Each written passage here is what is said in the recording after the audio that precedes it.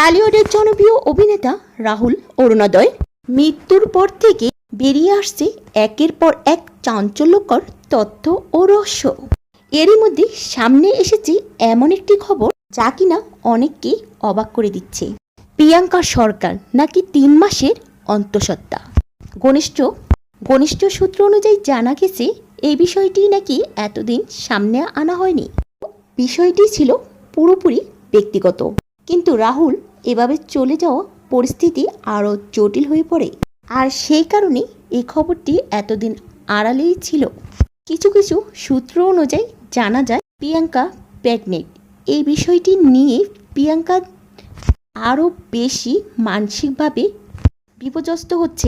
একটা মেয়ের জীবনে এই সময় তার স্বামী নেই পৃথিবীতে, তিনি খুবই মানসিক চাপে রয়েছেন। একদিকে প্রিয় মানুষটা হারানো কষ্ট, অন্যদিকে নতুন জীবনের দায়িত্ব, এই দুটো মিলেই তার পরিস্থিতি নাকি আরও কঠিন ও জটিল হয়ে উঠছে।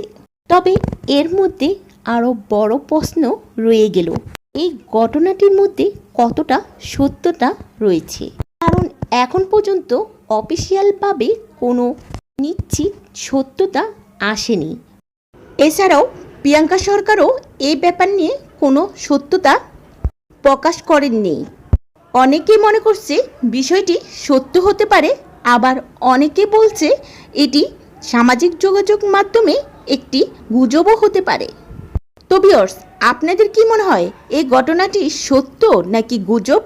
আপনার মতামতটি আমাদের ভিডিওর নিচে কমেন্টসে জানাতে ভুলবেন না।